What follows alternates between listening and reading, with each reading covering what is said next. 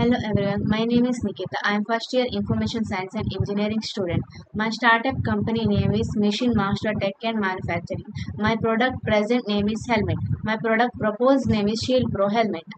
The next stage is empathizing, mentioning the sum of the requirement and feeling about the product as said by the customers during the empathizing activity. But the first one is using cooler system. The second one is using self-cleaning machine. The third one is using Bluetooth. The next stage is define based on the empathizing stage and considering the feelings and requirement of customers. Many new features are added to the existing product. Existing product name is helmet. Futuristic product name is Shield Pro Helmet. The next stage is ideate. Some of the additional features to be added are mentioned here. Outer shell material, absorption layer, comfort padding, visors and face shields, ventilation component, additional reinforcement materials, retention system, self-cleaning machine, cooler for cooling effect, and Bluetooth.